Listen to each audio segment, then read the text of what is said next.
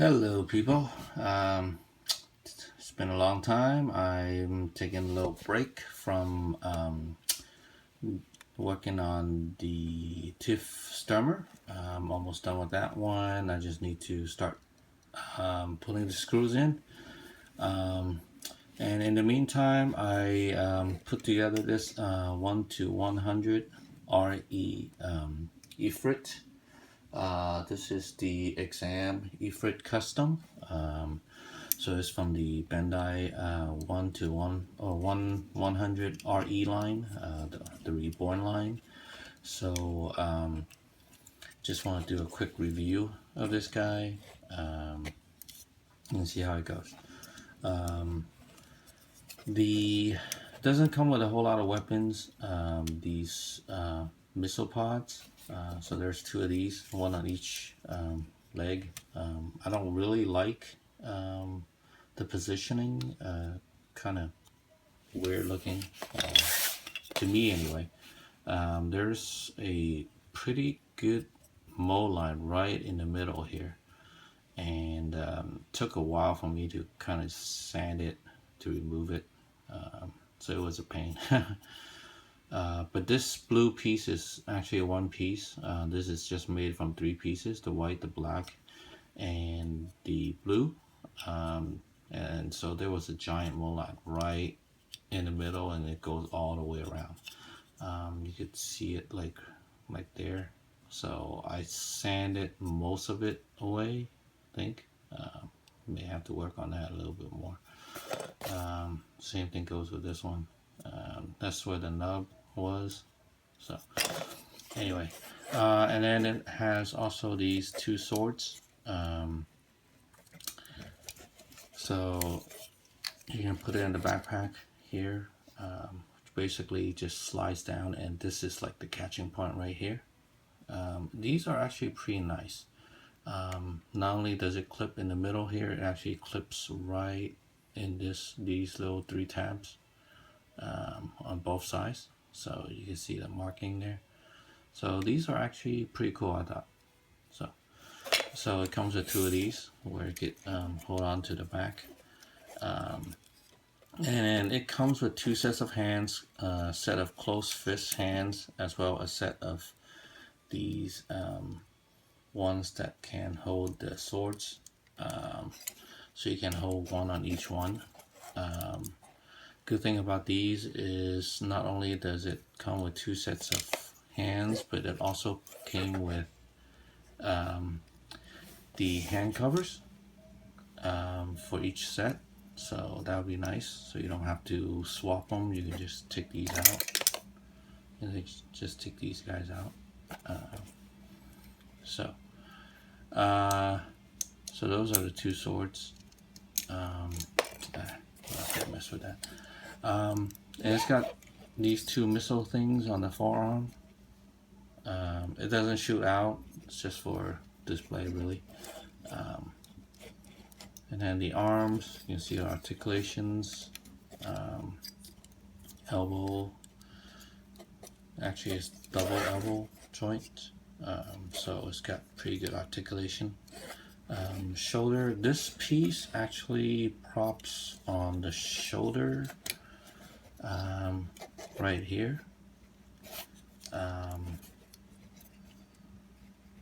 So it gives pretty good motion rotation wise. Okay.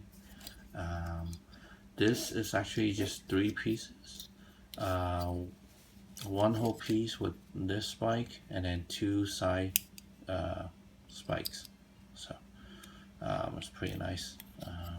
And if you glue the side spikes do tend to come out a little bit, so probably have to glue it on for it to stay. So again, the forearm is double elbowed. It's got pretty good motion, and then these actually slide forward, so you can use put these close together like how I had it with two hands holding one sword. So that was pretty nice. The head could slide forward a little bit. and slide back. It's longer than your typical Zaku heads, and the spike is more vertical, which I like. There's a clear like pink piece for the mono eye. Debating if I want to put some LEDs in there. I think there's a little bit of room, but haven't really looked at it. So the spike just came off. So even if you turn this like close to one side of the shoulder, it may pop off. So just kind of be careful with that. Oh, and be careful of the mono eye, because that thing is really small and you might lose it. And the waist, you can you lean forward, side to side a little bit. This front skirts are one piece, so when you move one, you have to move, both sides move. I think you can cut the middle. There seems to be like two ball joints in there, so you can cut the middle and allow for one motion or one movement independent of each other. I'll probably do that. Similar to the HGUC Power Gundam or Powered GM, which I have, and I just cut the middle on the inside and basically turned it two separate pieces. This flaps to the side. These do have a little bit of motion, but this tubing is in the way. This is one rubber tubing, so but it's still pretty nice. Backpack looks pretty nice. And then the legs. So with a lot of these 100 scale kits, let me take this apart. They have this rolling hip motion where you can, basically what it does is it allows for more articulation, that you can swing your legs outward to give it more different looks. So that's pretty nice. The leg, this thing, the side booster is not like the Sinanju, the master grade Sinanju, where this thing can turn. This thing is stationary, so it doesn't turn. But still, the legs got pretty good articulation. Okay. This thing is not flimsy. I'm just playing around with it quite a bit. And then the front heel can actually, that's part of its articulation, is it could come out like this, so it can lean kind of forward, so which is nice. And then on the joint on the inside, this can actually slide left and right a little bit, so that gives you a little bit more motion as well. So that, because the polycap on the inside, actually there's a little wiggle room, so you can slide it, not only like turn left and right, but just slide it like this a little bit, not too much, but still it's got pretty good articulation. So there is also the P Bandai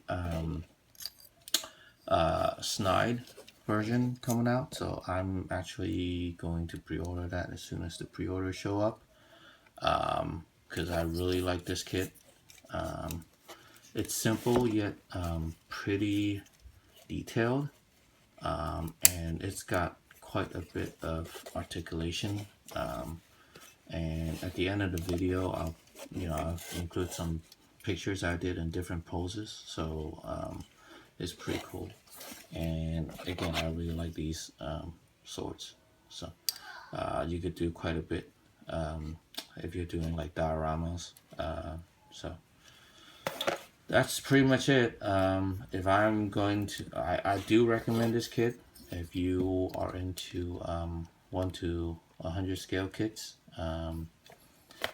and you don't have to worry about inner frames, because there really isn't one. But again, it's very articulated, and I love this guy. So So there you have it. Anyway, that's pretty much it for now. Once I finish up the tip stomach, I'll finish the last whip hopefully soon. So probably after I come back from vacation. Anyway, that's it. Thanks. See you later.